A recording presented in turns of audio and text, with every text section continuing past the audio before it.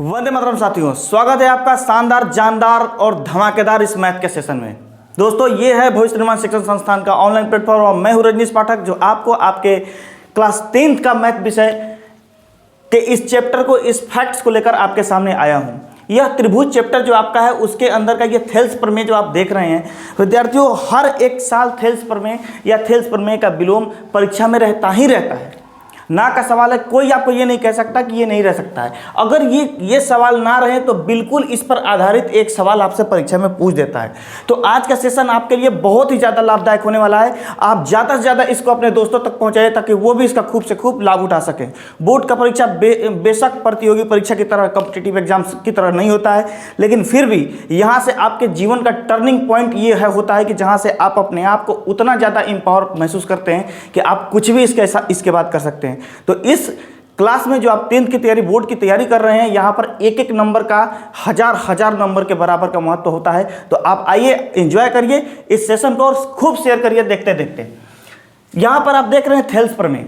Thales प्रमेय और Thales प्रमेय का विलोम, दोनों में से कोई एक ना एक परीक्षा में मेरे भाई रहता ही रहता है। तो देखिएगा जरा इसे, थेल्स प्रमेय। थेल्स प्रमेय एक्चुअली है क्या?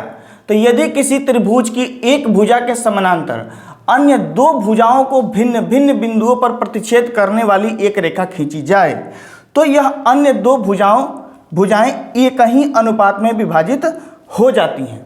तो हम इस चीज को हम आपको समझाते हैं अगले पेज पर। जरा देखिएगा, कह रहा है कि यदि कोई त्रिभुज है, कोई क्या है? त्रिभुज है, और इस त्रिभुज की तीसरी भुजा, इस तीसरी भुजा के समानांतर यदि कोई रेखा ऐसे खींच दी जाए, तो यह अन्य दो भुजाओं को जो है यहाँ पर, इसको और यहाँ, इन सब को क्या करेगा? समानुपाती बांटेगा, माने समानुपात रूप से बांटेगा। यही बात ये कह रहा है और यही चीज आपको प्रूफ करके बताना है इस थेल्स प्रमेय के जो सकारात्मक थेल्स प्रमेय है उसमें।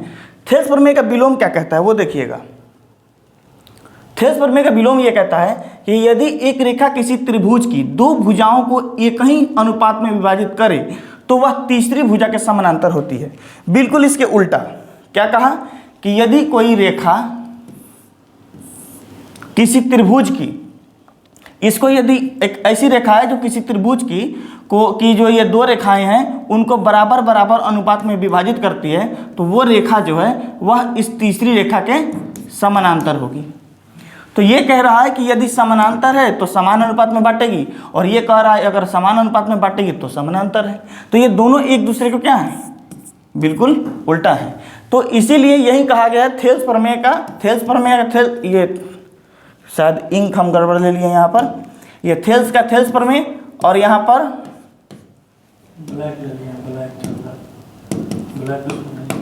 ओहो, थोड़ा सा टेक्निकल इशू था मेरे भाई। ठीक है, तो थेल्स प्रमेय और थेल्स प्रमेय का विलोम। अब हम एक्सप्लेन करेंगे आपके सामने कि थेल्स प्रमेय एक्चुअली उसका प्रूफ क्या है और थेल्स प्रमेय के विलोम का प्रूफ क्या है। तो उम्मीद है कि आप में से बहुत सारे विद्यार्थियों ने इस सेशन को शेयर भी किया होगा। चलिए, तो हम सबसे पहले थेल्स प्रमेय का, जो आपका थेल्स प्रमेय है, उसे हम प्रूफ करते हैं आपके सामने। थेल्स प्रमेय, थेल्स प्रमेय है। तो थेल्स प्रमेय को प्रूफ करने के लिए हमें एक त्रिभुज की आवश्यकता पड़ेगी। आइए एक त्रिभुज खींचते हैं।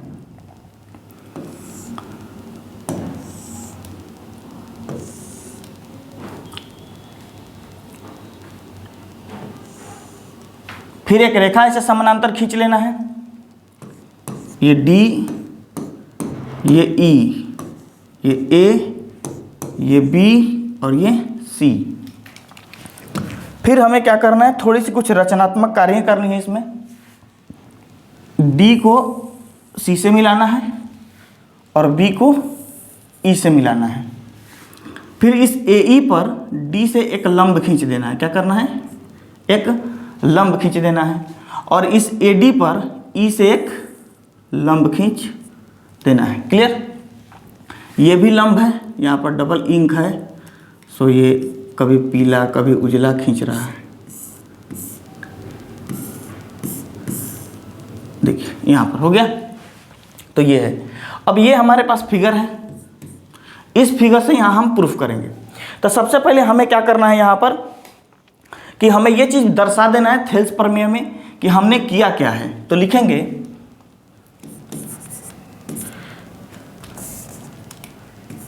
BC के समांतर DE, इस BC के समांतर DE खींचा, BC के समांतर DE खींचा गया है इस त्रिभुज में प्रमेय के अनुसार। और ये D और E जो है क्रमशः AB और AC पर प्रतिच्छेद करती हैं। बिंदु D एवं E क्रमशः AB एवं AC पर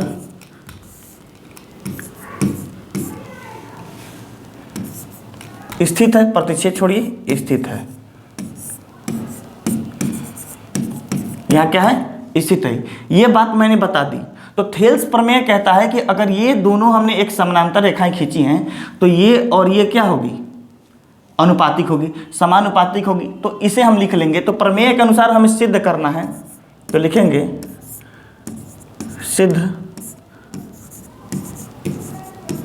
करना है कि, क्या सिद्ध करना है, तो AD upon DB, AD upon DB बराबर हैं AE upon EC, E upon EC। यहाँ पर दो नाम और दे देने हैं, एक इसका नाम M देना है और इसका नाम N देना है। सर जरा देखिएगा विजिबल है कि नहीं है, जरा देखिए, देख लीजिए। तो ये हमने दे दिया और यही हमको क्या करना है, प्रूफ करना है। ये जो डाटा आप देख रहे हैं यहाँ पर, इसको क्या करना है, प्रूफ करना है मेरे भाई, ठीक है। तो प्रूफ करना है। अब हम क्या करेंगे, इसे प्रूफ करते हैं आपके सामने, ठीक है। तो चलते हैं हम अगले पेज पर। तो यहाँ तक चीज़ों को हमने लिख लिया। तो प्रूफ करने के लिए कुछ रचना करना पड़ेगा। तो फिगर में जो रचना किया जाता है तो वो रचना है, हमने जो पिछला फिगर जो बनाया था वही फिगर आपको ध्यान में रखने हैं। ये वाली फिगर है, ये वाला फिगर, और इसी वाले फिगर पे हम काम कर रहे हैं। तो हमने क्या किया था, लिखेंगे रचना, क्योंकि बिना रचना किए ये प्रूफ नहीं होती है। तो रचना किया है, तो हमने रचना क्या किया है कि D से, देख लीजिएगा जरा, दिखाते हैं हम आपको। D से C को मिलाया और B से E को मिलाया। क्या लिखें, D से C को मिलाया और B से E को मिलाया। D से C को मिलाया एवं D से C को मिलाया एवं E से B को मिलाया, B से E को मिलाया। ये हमने पहला रचना किया। दूसरा रचना क्या किया, तो दूसरा रचना किया मेरे भाई, देखिएगा, इस E से M बिंदु तक AD पर क्या किया है, लंब खींचा है, और D से N बिंदु तक AE पर क्या किया है, लंब खींचा है। तो हम लिखेंगे ME लंब AD। क्या लिखेंगे, ME लंब AD एवं एक और है, क्या है, एक और ME लंब AD है और एक है DN लंब AE, DN लंब AE, यानी DN जो है AE पर क्या है, लंब है। तो ये चीज़ हमने लिख लिया यहाँ पर, ये हमने रचना किया।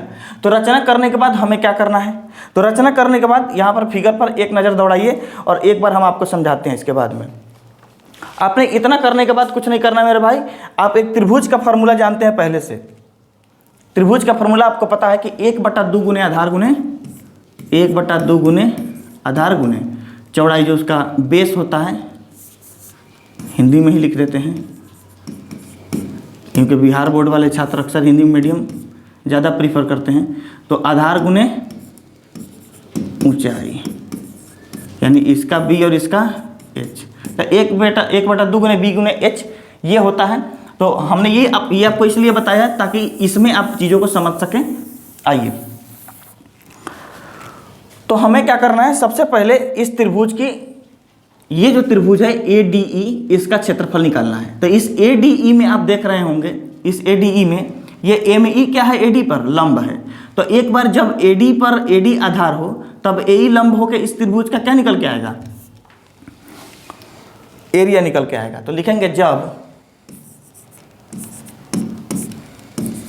AD आधार हो, जब AD आधार हो तो त्रिभुज, किस त्रिभुज का,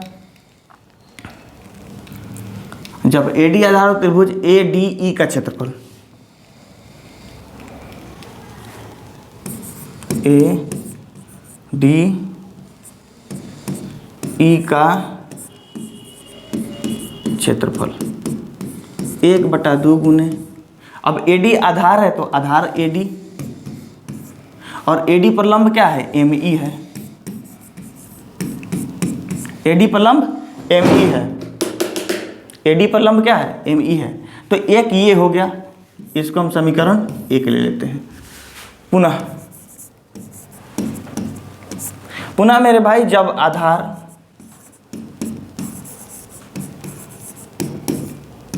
अब आधार बदल रहा है, देखिएगा, जब आधार क्या हो, अब अभी हमने इसको आधार लेके बनाया है, अब हम इसको आधार लेके बनाएंगे। जब आधार AE हो,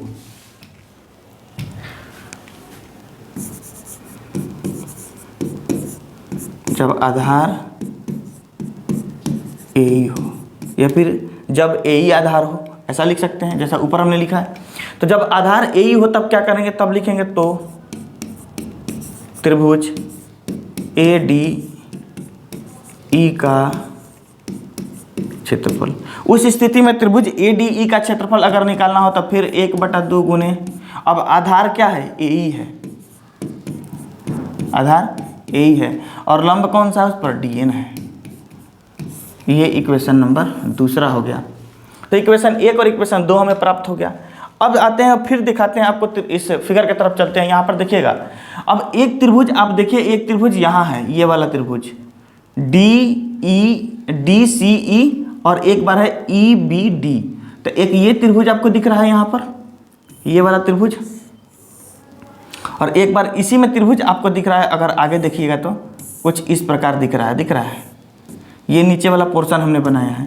तो एक बार ये वाला ट्रायंगल आप देख रहे हैं और एक बार ये वाला ट्रायंगल देख रहे हैं। तो ये है DE और ये है BC, ठीक है। तो अभी हम इस वाले ट्रायंगल का क्या निकालेंगे, एरिया। तो अगर इसी त्रिभुज को आगे बढ़ा दें, इस लाइन को हम आगे बढ़ा दें, तो ये ME लंब जो है वह इसी पर लंब होगा कि नहीं, इस रेखा पर लंब होगा कि नहीं होगा।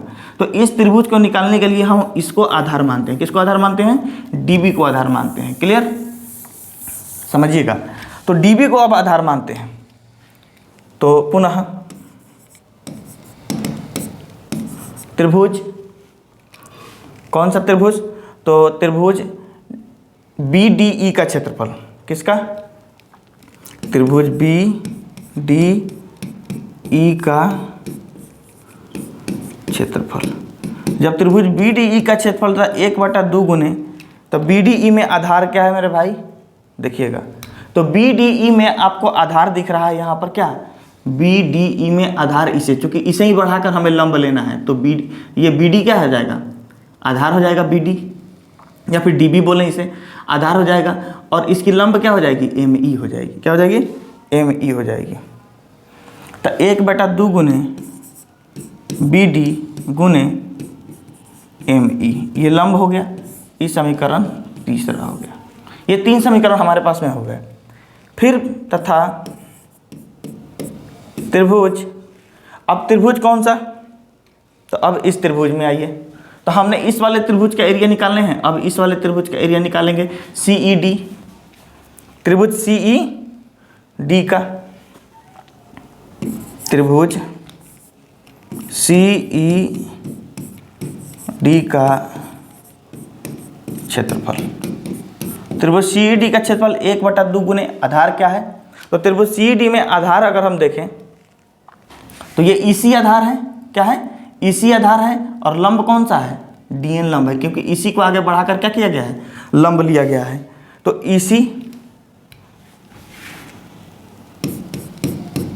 EC गुने DN, ये इक्वेशन नंबर 4 है। तो ये 4 इक्वेशन हमें मिले हैं। अब हम चलते हैं अगले पेज पर। अगले पेज पर 4 इक्वेशन मेरे भाई हमने अभी तक प्राप्त किया। उन्हीं चारों इक्वेशन से हमें क्या करने हैं? आगे का काम करना है। तो क्या है पहला इक्वेशन है ADE का क्षेत्रफल। तो एक चीज हमने आपको बताना है यहाँ पर कि आपको करना क्या है। तो हमें क्या करना है अब कि इस वाले पूरे त्रिभुज का यानी ADE त्रिभुज का क्षेत्रफल को ऊपर रखना है बटा में इधर, और इस वाले त्रिभुज को बटा में नीचे रखना है। तब जो आएगा फिर हमें क्या करना है? इस वाले त्रिभुज को बटा में रखना है, ADE को, इसके क्षेत्रफल को। अब फिर हमने इसका क्षेत्रफल एक बार निकाला था, एक बार इसका निकाला था, तो अब इस वाले का क्षेत्रफल हमको कहाँ रखना है? इसके नीचे रखना है। तो ऐसा हमको 2 बार करना है। कितने बार करना है? 2 बार करना है। तो आइए हम करते हैं।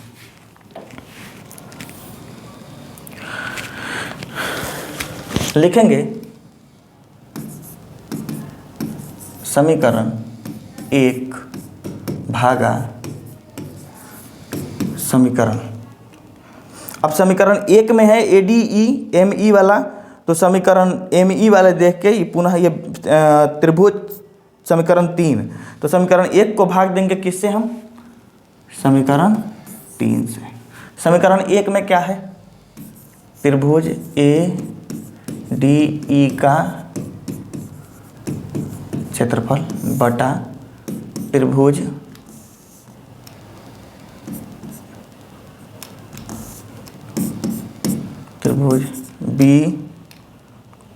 BDE का क्षेत्रफल, इसका BDE का क्षेत्रफल। तो इसका क्षेत्रफल है 1/2 गुने AD गुने ME, ठीक है। इसका क्षेत्रफल है 1/2 गुने BD गुने ME।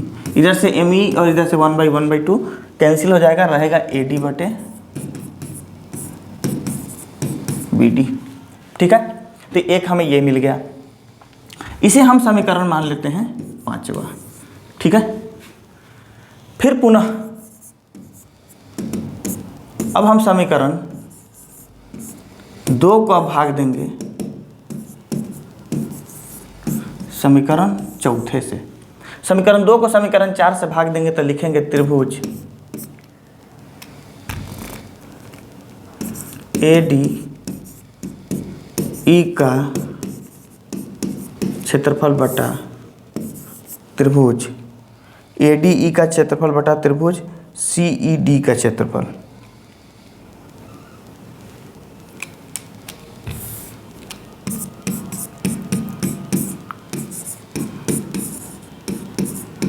CED का क्षेत्रफल। तो ADE का क्षेत्रफल 1/2 गुने AE क्या होगा? 1/2 गुने दूसरे में है AE/DN,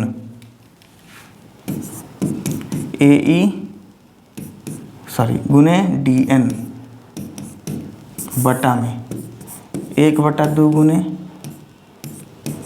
EC या CE गुने DN। यही है, इसको कैंसिल, बचा क्या? AE बटे CE या EC, ये बचा हमारे पास में। तो ये हम समीकरण, इसे क्या मान लेंगे मेरे भाई? समीकरण 6 मान लेंगे। समीकरण 6 हमारे पास में उपलब्ध हो गया।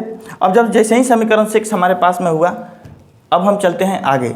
हमने आपको पिछली क्लास में या फिर आप पिछली 9th क्लास में एक चीज़ पढ़े होंगे कि जब 2 त्रिभुज एक ही आधार पर हो और 2 समानांतर रेखाओं के बीच हो, देखिएगा ये 2 समानांतर रेखाएं हैं, ये और ये, और एक त्रिभुज आपको ऐसा बना मिल जाए और एक त्रिभुज आपको ऐसा बना मिल जाए, तो इन दोनों त्रिभुज का आप देखेंगे कि आधार कौन सा है? यही है, इसका भी आधार यही है, और बेस इन दोनों का बेस यही है, और दोनों एक समानांतर लाइन के क्या हैं? बीच में स्थित है दोनों त्रिभुज। तो इस स्थिति में इस त्रिभुज का क्षेत्रफल और इस त्रिभुज का क्षेत्रफल क्या हो जाता है, सेम हो जाता है। यानी ये वाले त्रिभुज का क्षेत्रफल बराबर इस वाले त्रिभुज का क्षेत्रफल। उम्मीद है आपको ये बात समझ में आया होगा। तो इन दोनों त्रिभुज का क्षेत्रफल यदि बराबर है तो आपने थेल्स प्रमेय के अनुसार जब ये वाला पढ़ा है तो ऊपर वाला जो त्रिभुज हमारे पास मिला था तो इसका और इसका रेशियो जितना होगा उतना ही इसका और इसका रेशियो होगा। ठीक है, तो उसी कंसेप्ट को लेकर हम इसमें आगे बढ़ेंगे और लिखेंगे कि हम जानते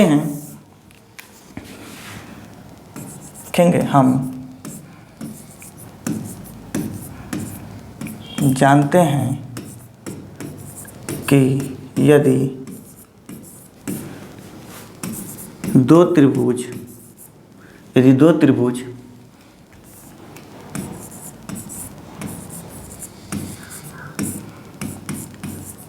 एक ही आधार पर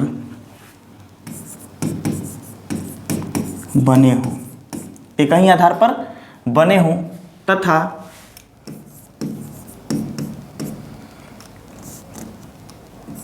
दो त्रिभुज एक ही आधार पर बने हों तथा दो समांतर रेखाओं के बीच हों। ओके,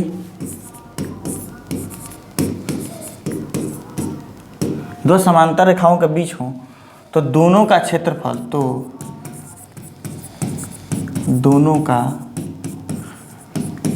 क्षेत्रफल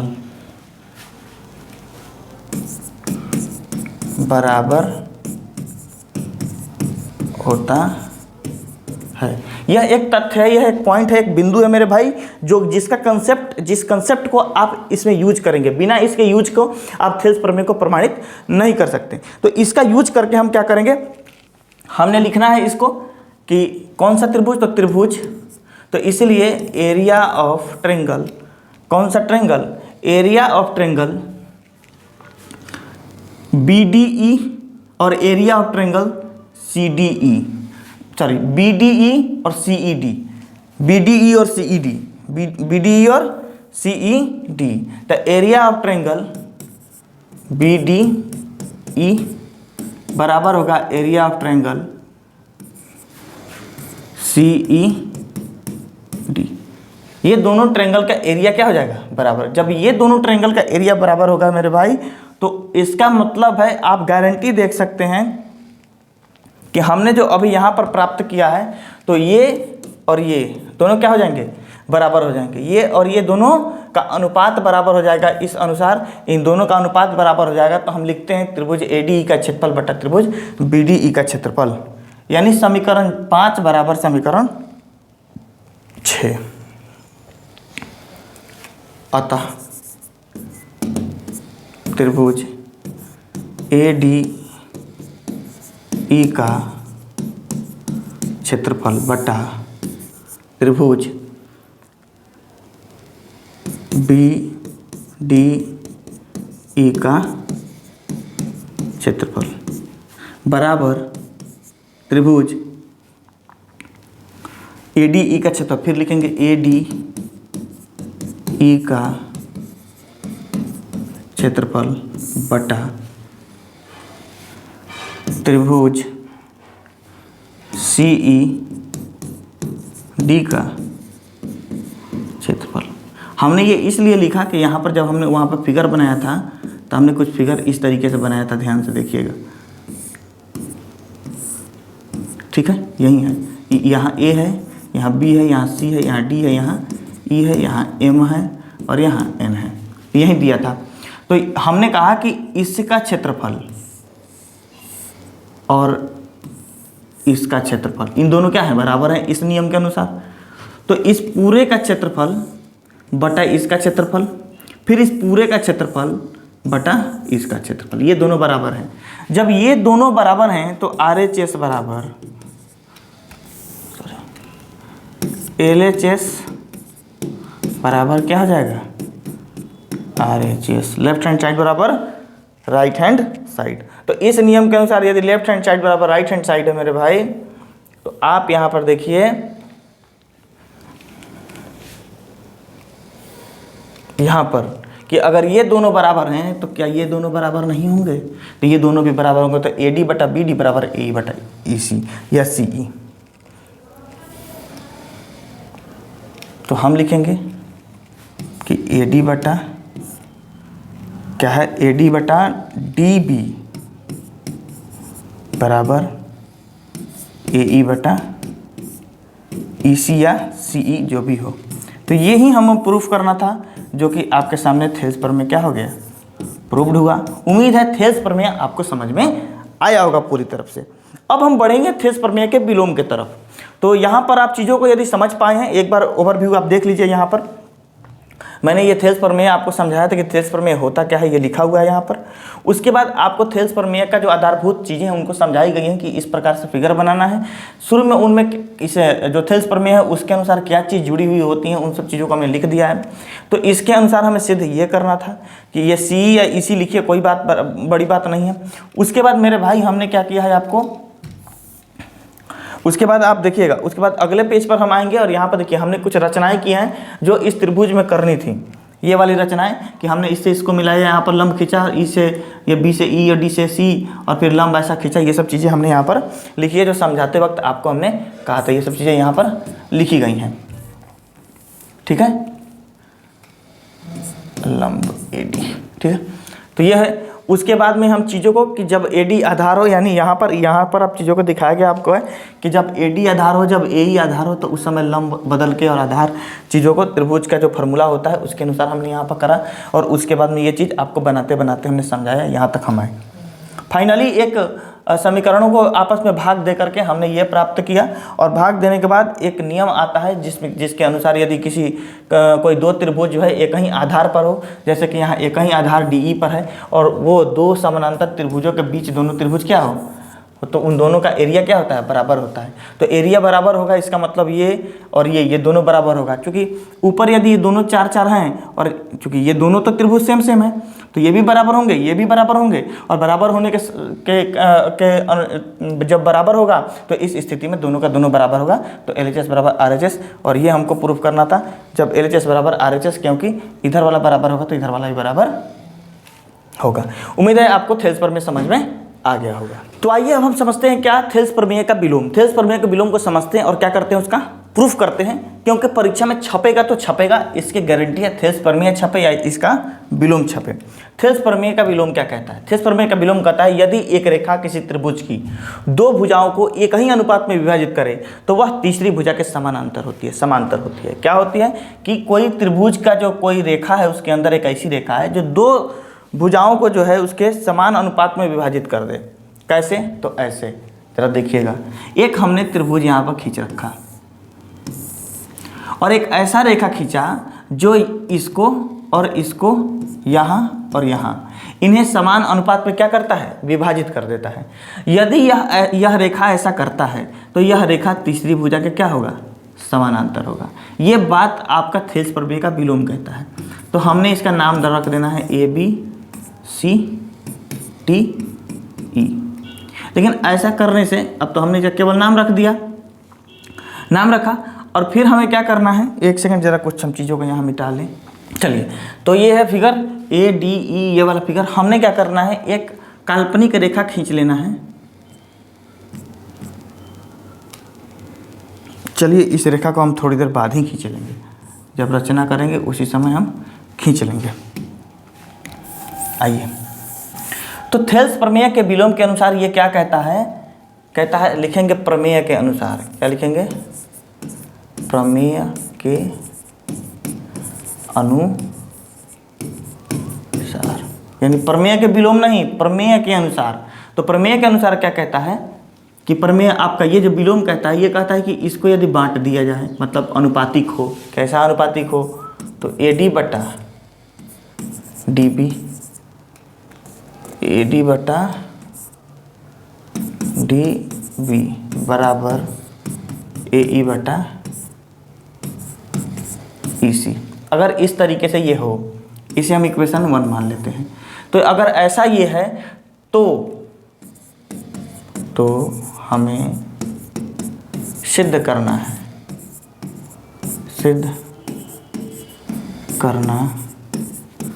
है कि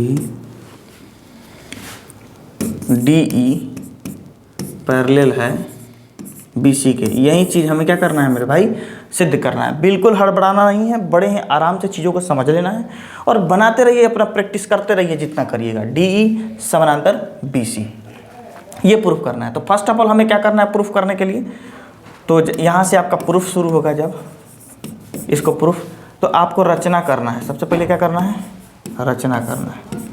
तो रचना क्या करिएगा, तो रचना करिएगा मेरे भाई यहाँ पर कि एक D से इस AE पर एक अन्य जगह पर आपको क्या खींच लेना है, एक बिंदु खींच लेना है और उसका नाम रख लेना है E डैश। क्या रख लेना है, E डैश। ऐसा मानते हुए कि अब DE जो है वह BC के समानांतर है। ये बात आपको मानना है, बस केवल मानना है। तो रचना क्या करना है, तो D से एक D से AE पर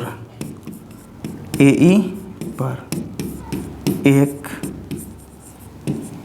अन्य बिंदु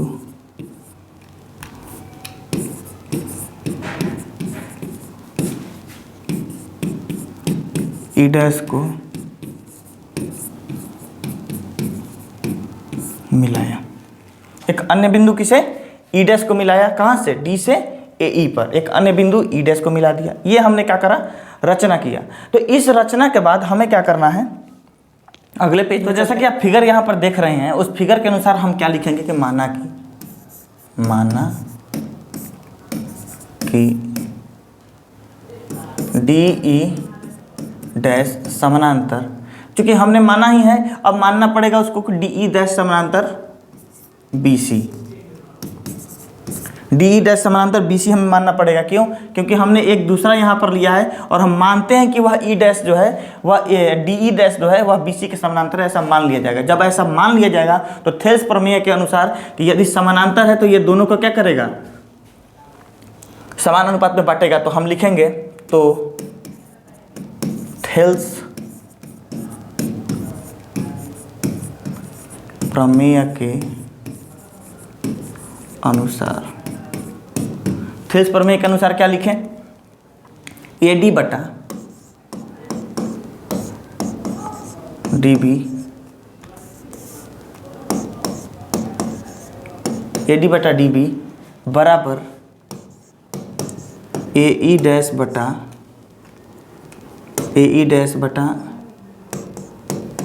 E डैश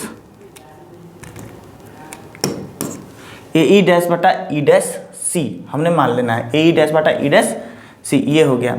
ये समीकरण कौन सा हो गया, दूसरा हो गया। क्यों, क्योंकि समीकरण पहला आपका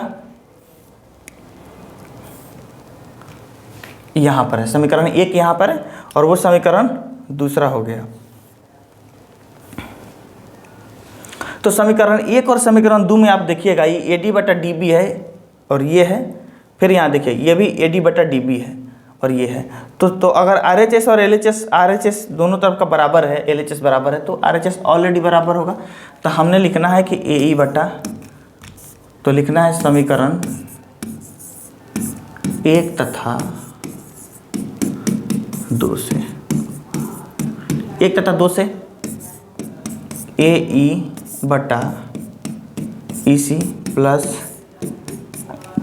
बराबर AE डैश बटा E dash C, AE dash बटा E डैश C। अब ये हो गया हमारे साथ। हमने क्या करना है, लिखना है दोनों तरफ एक जोड़ने पर, दोनों तरफ क्या करें हम, एक जोड़ दें। जब दोनों तरफ एक जोड़ेंगे मेरे भाई, तो आप AE बटा EC लिखिएगा, AE बटा EC प्लस 1, AE बटा EC प्लस 1 बराबर AE डैश बटा E डैश C प्लस 1। अब बटा पका जोड़ करिए, ये AE प्लस EC बटा क्या हो जाएगा, EC बराबर AE डैश बटे E dash C plus E dash C, यही होगा। अब देखिए ये ए ई प्लस ई सी, ए ई प्लस ई सी, ये पूरा ए सी हो जाएगा, ए सी बटा ई सी, ए ई डैश, ए ई डैश और ई डैश सी, ये दोनों को जोड़ेंगे तो तब भी ए सी होगा। अब ए सी और ए सी कैंसिल हो जाएगा, बचेगा क्या, 1 बटा ई सी बराबर 1 बटा ई डैश सी, यही बचेगा। जब इस तरीके से होगा तो अगले लाइन में आप देख पाएंगे ई डैश सी बराबर ई सी, ई डैश सी बराबर ई सी। अब ये चीज़ आपको मेरे भाई ई डैश सी बराबर ई सी के लिए जब देखा तो ये त्रिभुज जो आपका बना हुआ था ये वाला, ये हम ई सी माना था, ये ई है, ये ए है, ये बी है, ये सी है, ये डी है। तो इसका मतलब है कि ई डैश सी बराबर ई सी, यानी ई डैश सी इतने दूरी के बराबर हम क्या कह रहे हैं, कलर चेंज करके आपको समझाने का प्रयास करते हैं, पीला लेते हैं। देखिए कह रहा है कि इतना दूरी जो आप देख रहे हैं ये किसके बराबर है, तो इतने दूरी के बराबर है। माने यहाँ से यहाँ तक की दूरी, यहाँ से यहाँ तक की दूरी, यहाँ से यहाँ तक की पूरी है दूरी के बराबर। ऐसा संभव है? नहीं संभव है। इसका मतलब ये ई डैश बिंदु जो हमने माना था, ये ई डैश बिंदु इसी ई बिंदु पर है, इसका मतलब ये है। ठीक है, तो हम लिखेंगे कि अतः यहाँ विरोधाभास है, विरोधाभास है। अतः यहाँ क्या है, विरोधाभास है, अर्थात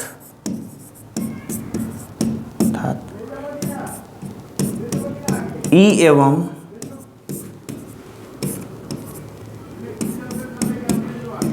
ई डैश दोनों एक ही बिंदु पर स्थित है। अब ये बात हो गया दोनों एक ही बिंदु पर स्थित है। यदि दोनों एक ही बिंदु पर स्थित है तब जाके हम ये कह सकते हैं कि अगर दोनों एक ही बिंदु पर स्थित है तो ये जो समानांतर वाली बातें थी जो हमने शुरू में यहाँ पर कही थी, यहाँ पर जो हमने बातें कही थी आपको, ये डी ई डैश बराबर बी सी, ये बात सच है। जब दोनों एक ही बिंदु पर है तब लिखेंगे यहाँ पर कि डी ई डैश समानांतर बी सी बराबर डी ई समानांतर B C. D E dash, क्योंकि ई डैश और ई दोनों एक ही बिंदु पर है तो ऐसा हम लिख सकते हैं, और ये जाके आपका फाइनली प्रूफ हो गया, थेल्स प्रमेय का विलोम। तो मेरे भाई उम्मीद है कि एक एक चीज़ को बारीकियों से देखते देखते आपने इसको समझा होगा। इस चीज़ में थोड़ा समय लगता जरूर है, लेकिन आप चीज़ों को यदि जड़ से समझ जाएं तो फिर उसके बाद में आपको वहाँ से या फिर इसके आधार पर जितने सवाल आपको मिलेंगे, अगर इसका कंसेप्ट आप समझ गए हैं तो आपको कोई ऐसा व्यक्ति नहीं है जो आपको किसी सवाल में फंसा सके। उम्मीद है आपको सेशन अच्छा लगा होगा और आप एक कॉन्शियस 10th के विद्यार्थी की तरह बिहार बोर्ड की परीक्षा करते हुए इस सेशन को ज़्यादा से ज़्यादा ग्रुपों में और ज़्यादा से ज़्यादा दोस्तों के पास शेयर करें, साझा करें उनसे, ताकि जैसे जैसे आपने सीखा है वो भी सीख सकें। इसमें केवल मेरा ये नहीं है कि हमारे वीडियोज कुछ लोगों के पास पहुँचे, बट इसके साथ साथ ये भी आपको फ़ायदा है कि आप जब किसी को भेजेंगे, किसी का हेल्प करेंगे और उसे यदि अच्छा लगता है कि हाँ ये इन सब चीज़ों से हमने सीखा, तो आपको भी एक अच्छा फील होगा और एक पॉजिटिव एनर्जी आपको जनरेट होगी। तो एक छोटी सी बात कहते हुए, छोटी सी बात नहीं बल्कि बहुत बड़े व्यक्ति की कही हुई बात है, भीमराव अम्बेडकर का कथन है कि शिक्षा एक शेरनी का दूध है, जो जितना पिएगा उतना दहाड़ेगा। मेरे भाई आप इस सेशन को और साझा करिए और दुनिया में लोगों को भेजिए, ताकि लोग देखें, समझें और पढ़ें और बिहार आगे बढ़े। तो मिलते हैं थेल्स प्रमेय को समझ के अगले चैप्टर में, इसका इस्तेमाल करते हुए चैप्टर को आपको समझाएंगे पूरे प्रॉपर वे में। मिलते हैं आपसे अगले वीडियो में, तब तक आप रखिए ध्यान और आसपास सफाई बनाए रखिएगा, पढ़ाई में मन लगाइए। वंदे मातरम।